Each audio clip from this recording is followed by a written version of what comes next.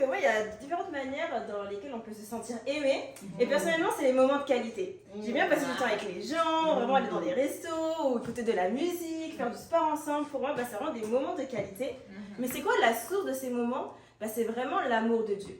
Pourquoi? Parce qu'on veut vraiment s'appuyer sur lui pour passer du temps avec les autres. C'est pourquoi le titre de mon message, c'est la source de ton amour. Et une source, c'est quoi? C'est un point de départ où l'eau va couler en fait. C'est quelque chose qui est assez en profondeur. Et monsieur, ça peut être assimilé à quelque chose d'autre en fait. Ça peut être assimilé aussi à notre cœur. Parce que notre cœur, ça va vraiment être la source de notre corps, dans le sens où il va déverser le sang à travers tout notre corps, mais aussi nos émotions, nos pensées, nos désirs, et notamment envers Dieu en fait. C'est grâce à notre cœur qu'on peut construire une relation intime avec lui. Et pour vraiment aller dans la source de notre cœur, aller en profondeur, ça nous demande vraiment de nettoyer un peu ce qui est à l'intérieur pour laisser l'amour de Dieu y entrer. Et ça, c'est pas forcément quelque chose de simple, je pense. Donc, personnellement, moi, je suis quelqu'un qui a un cœur assez froid de base. Je vais pas forcément accepter l'amour, je vais pas forcément en donner, mais vraiment avec Dieu, j'apprends à l'accepter et à prendre cette source-là. Et notamment, il y a une écriture en 1 Jean 4, verset 19 qui nous dit « Nous l'aimons parce qu'il nous a aimé le premier. » Donc on voit que Dieu, il a fait le premier pas pour chacune d'entre nous ici. Et franchement, moi je trouve ça super encourageant. Dans le sens où, il a fait le premier pas. Et je sais pas si certains d'entre vous aussi ici, perso, moi j'aime pas faire le premier pas. J'aime pas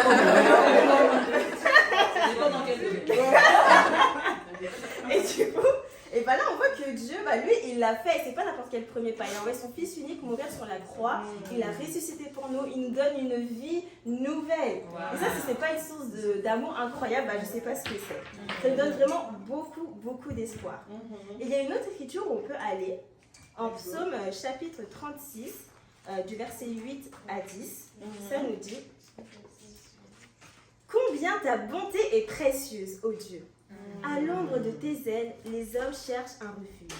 Ils se rassasient de l'abondance de ta maison, et tu les fais boire au torrent de tes délices. Car c'est auprès de toi qui est la source de la vie.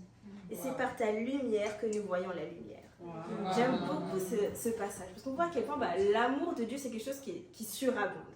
Et notamment, on voit que c'est... Là, on parle de bonté, et le synonyme de bonté, c'est l'amour. Et c'est quelque chose de précieux. Pourquoi? Parce que c'est unique. Il y a plein de relations dans le monde. Ça peut être nos relations familiales, on va aimer nos frères, nos sœurs, nos familles, etc. Des relations sentimentales, des relations amicales. Mais ça peut être aussi précieux que la source d'amour que Dieu va nous donner à travers ses écritures et à travers le message qu'il a donné à travers Jésus. Et l'amour de Dieu, comme c'est écrit, c'est un refuge. Donc ça va nous protéger notamment de nos insécurités. Et pour vous parler un peu de moi, pourquoi j'ai pu avoir un cœur qui était une mauvaise source, entre guillemets, une mauvaise source d'amour. Parce que j'ai eu une relation compliquée avec mon père notamment. Il n'était pas quelqu'un d'aimant envers moi ni envers les autres. Il y a pu avoir de la violence ou quoi. Et ça a vraiment puisé ma source en fait d'amour. C'était rempli à 10% au lieu d'être rempli à 100%. Mais vraiment parce que j'ai pris la décision de construire une relation avec Dieu, mon cœur il s'est rempli en fait. C'est devenu une nouvelle source. Et tout ça m'a demandé du travail et je veux vraiment vous encourager à faire encore ce travail-là. Parce que moi je le fais au quotidien. Et moi ça peut me donner des conséquences positive en fait, de construire une relation avec Dieu en s'appuyant sur son amour. Ça nous donne envie d'en connaître plus sur lui, sur notre véritable identité et d'apporter ça aussi aux autres. L'écriture nous dit aussi que c'est un torrent de tes délices. Et qu'est-ce qu'un délice? J'ai regardé un petit peu des synonymes et ça peut être aussi synonyme d'enchantement. Donc en fait, connaître l'amour de Dieu, ça nous fait vivre comme dans un rêve éveillé. Mais pour ça, il faut être focalisé sur les choses positives au quotidien.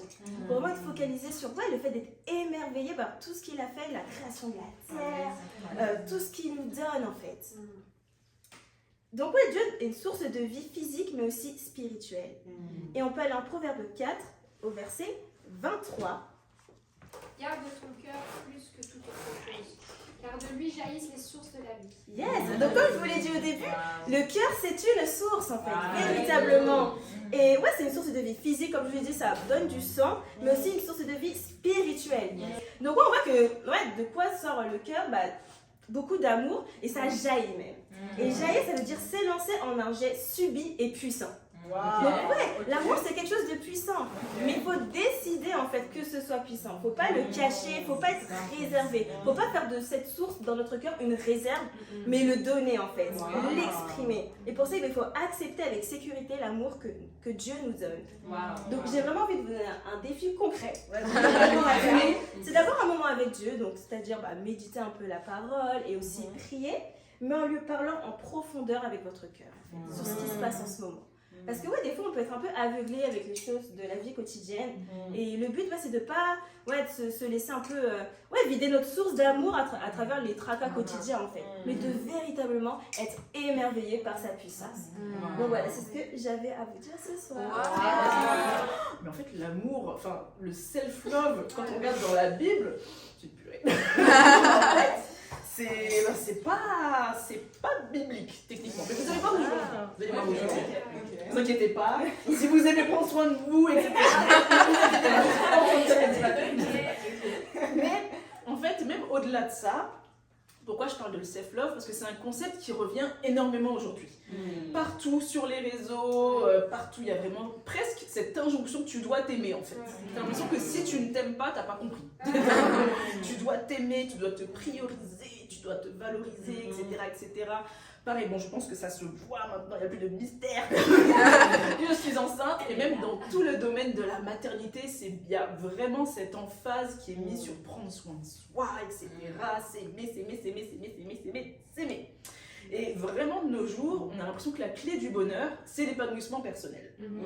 Mais quand on regarde les chiffres, et je regardais vraiment, je ne vais pas vous faire énormément de sondages aujourd'hui, mais quand on regarde, on voit que 43,6% des femmes, soit plus de 2 femmes sur 5, présentent des signes de mal-être psychologique, contre 29,8% des hommes.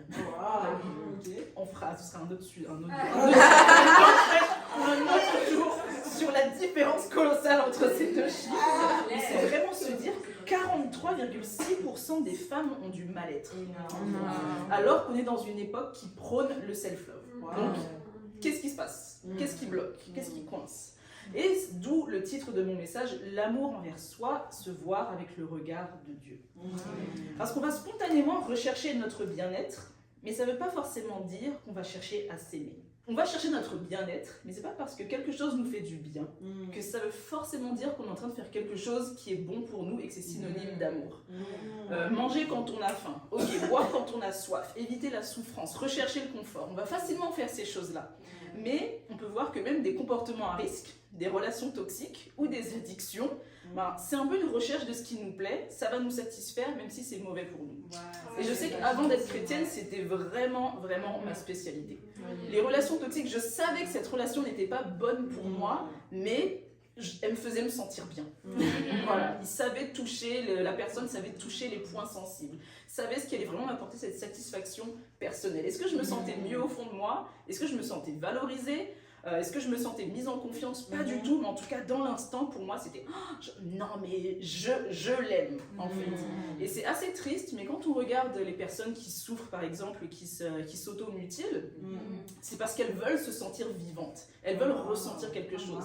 Est-ce que c'est un symbole d'amour? Non, mais malheureusement c'est la solution. Les personnes qui commettent des suicides, malheureusement, elles veulent éviter une certaine souffrance, où elles ont atteint un point de non-retour qui les pousse à juste commettre l'irréparable pour fuir cette souffrance. Donc oui, c'est quelque chose qu'on ressent, c'est quelque chose qu'on veut, mais c'est pas forcément signe de self-love. Et moi, j'étais vraiment dans ça avant. Presque, je vivais pour ça. Ma vie, c'était me faire plaisir. Vraiment, les restaurants, les sorties, les amis, le shopping, etc. On me parlait enfant, mariage, niet. Pas du tout, c'est pas pour moi, ça va juste venir empiéter sur ma recherche de bonheur personnel, en fait. J'étais vraiment très égoïste. Je le dis clairement, c'était... Ouais, pour moi, c'était ça. J'avais peu d'espoir dans le changement, peu d'espoir dans le fait que j'étais capable d'aider qui que ce soit. Donc, je me disais, ok, je vais tout simplement profiter de cette petite vie que j'ai et on verra bien par la suite, en fait, tant que je fais pas de mal aux autres. Mais c'est voir aussi que malheureusement, cette notion de self-love, c'est un amour qui ne guérit pas. Oui, l'amour de soi, super, ça va nous encourager à s'accepter tel que l'on est, mais ça ne va pas nous pousser à la transformation. Ça ne va pas nous pousser à la remise en question. on va pas forcément bien accepter les critiques, on va les percevoir tout de suite comme des attaques. Et c'est vraiment voir que quand on change un peu de perspective, pour nous, par rapport à Dieu, le but va être vraiment d'accepter nos blessures, nos défauts, au lieu de, dans le concept de self-love, un peu chercher à cacher nos failles, pas rechercher la guérison, parce qu'on ne veut pas assumer les choses tout simplement, par manque de foi, comme j'ai pu vous partager un petit peu, ou par méconnaissance de Dieu, en fait. Il y a beaucoup cette conception, je dois venir à Dieu de telle ou telle manière, alors que c'est encore une fois pas du tout biblique. Et c'est une quête sans fin, ce self-love un peu mondain, parce qu'on va chercher à s'aimer en s'affirmant, on va rejeter les critiques, mais on ne sera jamais comblé à 100%. Il y aura toujours quelque chose de nouveau, quelque chose de plus, une nouvelle faille, quoi que ce soit. Pourquoi ? Parce que, et ça va être vraiment une vérité, il faut quelque chose que je vais vraiment vouloir faire exploser ce soir, nous ne sommes pas autosuffisants et autosuffisantes. Même si tout veut nous faire croire l'opposé, on ne se suffit pas à soi-même. Et c'est vraiment admettre ça. Et on va regarder une première écriture en 2 Timothée, chapitre 3, versets 1 à 5. Et ce que j'aime beaucoup, c'est pas le passage le plus encourageant, vous inquiétez pas, il y a un autre passage plus encourageant juste après. Verset 1, ça nous dit « Sache que dans les derniers jours, il y aura des temps difficiles, car les hommes seront égoïstes, amis de l'argent, vantards, orgueilleux, blasphémateurs, rebelles à leurs parents, ingrats, impies, insensibles, implacables, calomniateurs, violents, cruels, ennemis du bien, traîtres, emportés, aveuglés par l'orgueil, amis du plaisir plutôt que de Dieu. » Et c'est vraiment voir qu'ici, il y a 2 termes vraiment importants, égoïste et ami du plaisir plutôt que de Dieu.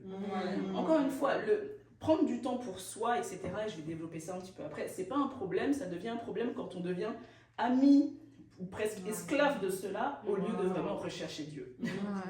C'est vraiment voir ça. Et le vrai problème, c'est pas le manque d'amour pour soi. Je pense qu'on sait toutes comment on se sent aimé, ce dont on a besoin, et surtout on va naturellement chercher à y répondre. C'est le manque de connexion avec celui qui nous a créés. Et c'est vraiment vous dire aujourd'hui, ok, je ne me suffis pas. Il faut que j'arrête d'essayer de tout régler par mes propres forces, que j'essaie de trouver des solutions par moi-même. Et c'est une bonne nouvelle. Mais c'est vraiment vous dire, ok, c'est pas en me regardant moi-même, en me contemplant, que je vais trouver la réponse. Et Mallory nous a très bien expliqué quelle est la véritable source, au final, Dieu. Et on va regarder une autre écriture importante par rapport au self-love. Romains chapitre 5 au verset 8. « Mais voici comment Dieu prouve son amour envers nous.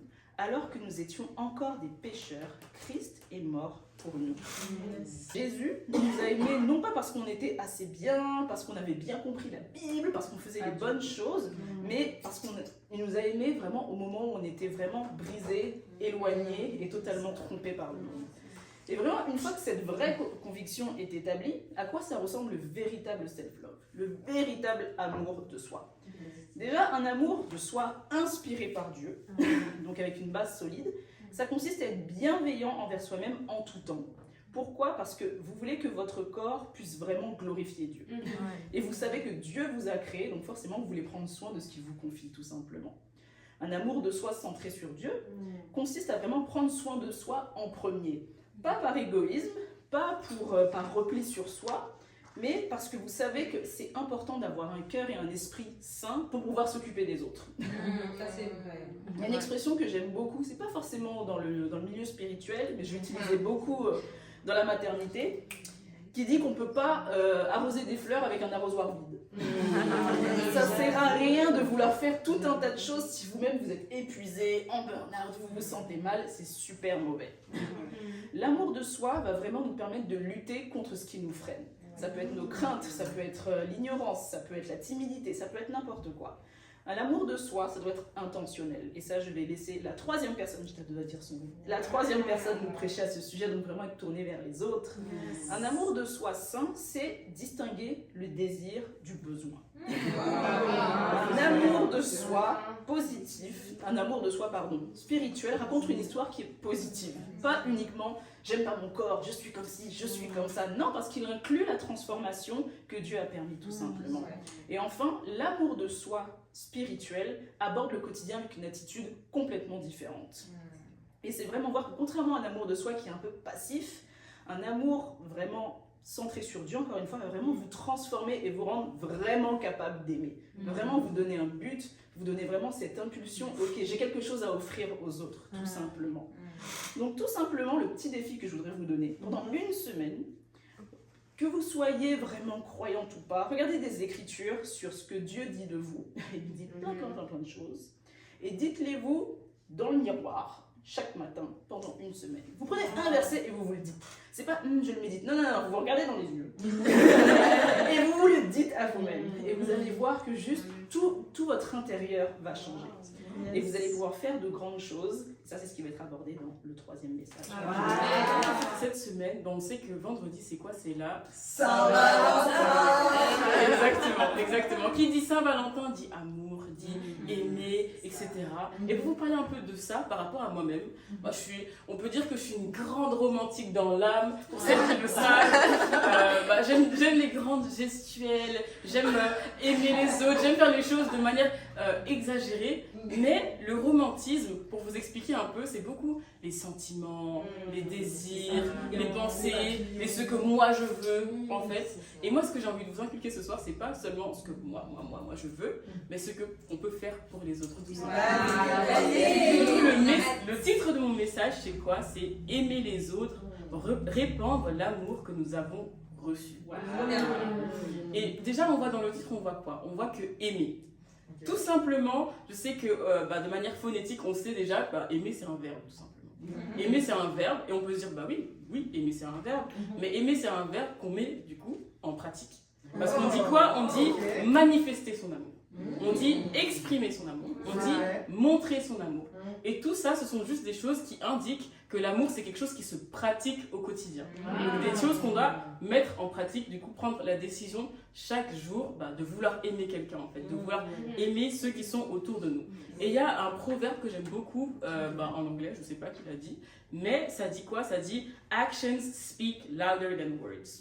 Et pourquoi j'ai choisi ça? C'est pour, en fait, contrer un peu cette pensée de romantisme que moi, je pouvais avoir avant, de me dire que, j'aimerais que ça se passe, j'aimerais, ok, mais dans le j'aimerais, il n'y a pas les actions, en fait. Il n'y a pas ces actions qui en français, quand on traduit cet adverbe-là, cette phrase-là, ça dit quoi? C'est les actions parlent plus fort que les mots, tout simplement. Donc, pour vous mettre un peu ça dans le contexte, j'ai choisi une écriture tout simplement en 1 Jean 4. Parce que 1 Jean 4, pourquoi j'ai pris ce petit passage? Je ne vais pas tout lire parce que c'est très long, mais ça parle de quoi? Ça parle de l'amour de Dieu et l'amour mutuel, tout simplement. Et du coup, on peut voir dans ça, quand on décortique un peu ce passage-là, on peut voir plusieurs caractéristiques différentes de l'amour tout simplement, en fait. Donc, je vais commencer par le verset 7. On va commencer au verset 7. Et ça dit quoi? Ça dit « Bien-aimés, aimons-nous les uns les autres, car l'amour vient de Dieu. Et toute personne qui aime est née de Dieu et connaît Dieu. » Verset 8. « Celui qui n'aime pas n'a pas connu Dieu, car Dieu est amour. » Et ici, j'ai vraiment envie de me focus sur le dernier verset, en fait. Le verset 8 qui dit, vers la fin, « Car Dieu est amour. » Donc, tout simplement, dans le fait d'aimer les autres, il y a aimer Dieu, tout simplement. Il y a aimer Dieu, le fait que Dieu nous aime, en fait, c'est ça qu'on va répandre. L'amour qu'on reçoit de Dieu, c'est ça qu'on va répandre. Mais pour répandre cet amour qu'on a reçu de Dieu, il faut savoir qu'on est aimé de Dieu, tout simplement. Il faut savoir qu'on est aimé de Dieu, parce que quand on n'aime pas tout simplement les autres, on n'aime pas Dieu, en fait. Tout simplement. Et ça, on verra ça dans la fin du verset, je ne vais pas trop vous spoiler. Mais je n'ai pas trop envie de vous spoiler, parce que c'est vraiment un verset que j'aime beaucoup, qui me touche. Mais voilà, quand on continue, au verset 9, on voit en fait de l'amour qu'on reçoit. Parce qu'on dit tous, on sait tous, oui, Dieu nous aime. Pour celles qui ne sont pas forcément chrétiennes ou qui ne croient pas forcément en Dieu, on sait que plein de chrétiens nous disent Dieu t'aime, Dieu t'aime, Dieu t'aime. Mais comment est-ce que Dieu nous aime en fait? Quel est donc cet amour qu'on a reçu tout simplement? Et c'est au verset 9 à verset 10, tout simplement, je vais vous le dire. Et voici comment l'amour de Dieu s'est manifesté envers vous, déjà. Dieu a envoyé son Fils unique dans le monde afin que par lui nous ayons la vie. Et cet amour consiste non pas dans le fait que nous avons aimé Dieu, mais dans le fait que lui a aimé et a envoyé son Fils comme victime expiatoire pour nos péchés. Donc ça, c'est l'amour qu'on a reçu en fait. C'est l'amour que Dieu nous donne, qu'on reçoit au quotidien tout simplement. Le fait que Dieu a envoyé son Fils unique sur terre pour nous sauver de nos péchés en fait. C'est ça l'amour qu'on a reçu tout simplement. C'est un amour sacrificiel. C'est un amour, pas juste les mots, pas juste le fait de parler, d'être dans les speeches comme dans le romantisme mondain, mais tout simplement une action concrète qui est en fait le sacrifice ultime tout simplement. Et oui, dans tout ça, j'ai envie de vous donner un exemple concret. Parce qu'on peut se dire, oui, mais si je veux imiter Dieu dans son amour sacrificiel, je ne vais pas aller me tuer pour aider les gens. Non, c'est pas ça qui m'a... Je vous appelle pas du tout à faire ça. Pas du tout. Le fait Donc dans le sacrificiel, en fait, au jour d'aujourd'hui, je parlerai plus de temps. Le temps que tu passes avec une personne, l'argent que tu peux dépenser pour une personne, les actions que tu poses pour une certaine personne spécifique. Et dans tout ça, en fait, j'ai envie d'élever une sœur ici, et qui, pour moi, entre guillemets, fait toutes ces choses-là en fait. C'est une sœur qui donne son temps, qui cuisine pour les frères aussi de l'église, tout simplement qui pense aux petites attentions et qui réfléchit à ses actions d'amour tout simplement, qui pose ses actions d'amour, et pour moi c'est méga tout simplement. Méga, c'est incroyable, tu poses des actions, et en fait t'es une sœur qui prend les autres et qui aide les autres à aimer les frères, à aimer les autres sœurs de l'église, à travers ce qu'ils aiment faire tout simplement, à travers ce qu'ils aiment manger, ce qu'ils aiment faire, qu'ils aiment entendre, les activités qu'ils aiment faire. Du coup, tout simplement, j'ai envie de vous exhorter à tous avoir un cœur qui imite ça tout simplement, donc, qui imite le cœur de Mélia.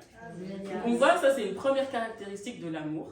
Mais par après, on voit que ça c'est la caractéristique de l'amour, c'est tout simplement un amour sacrificiel, donc le fait d'imiter Dieu dans son amour. Mais le verset d'après, il nous dit concrètement d'imiter Dieu.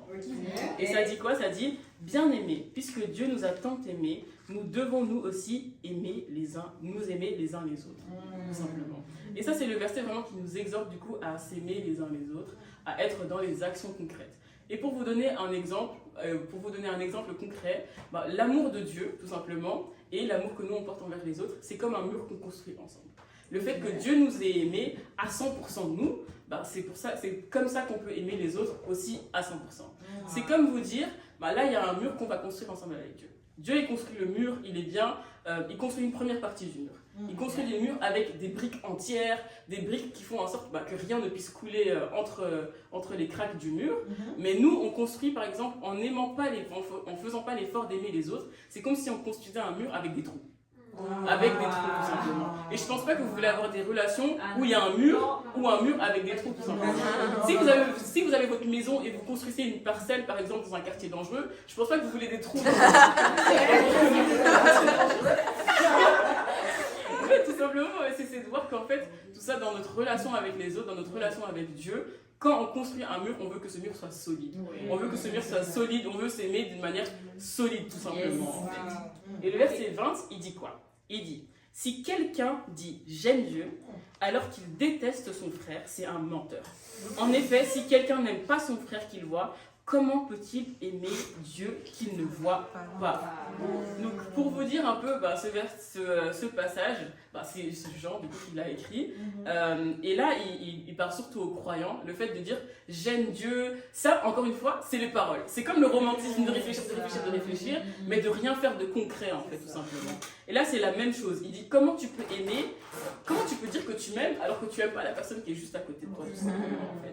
Ça, c'est quelque chose qu'il ne peut pas concevoir. Et vraiment, dans ce verset, tout simplement, j'ai envie de vous exhorter, vous donner un petit défi, que je vais continuer avec le verset 21 par après, c'est de vous aimer les uns les autres. Et c'est très abstrait comme concept, mais ça dit ici, « Or, voici le commandement que nous avons reçu de lui. Celui qui aime Dieu doit aussi aimer son frère. » Et j'ai envie de vous dire, comment on peut aimer les autres? Tout simplement, Mélia m'a mâché le travail plus tôt, c'est de se demander les unes les autres, ou se demander à ses proches, à son frère, à sa sœur, tout simplement, quel est ton langage d'amour? Comment est-ce que moi je peux t'aimer tout simplement? Ça c'est vraiment le défi que j'ai envie de vous donner pour que vous puissiez apprendre à vous aimer mieux les unes les autres. Et à tous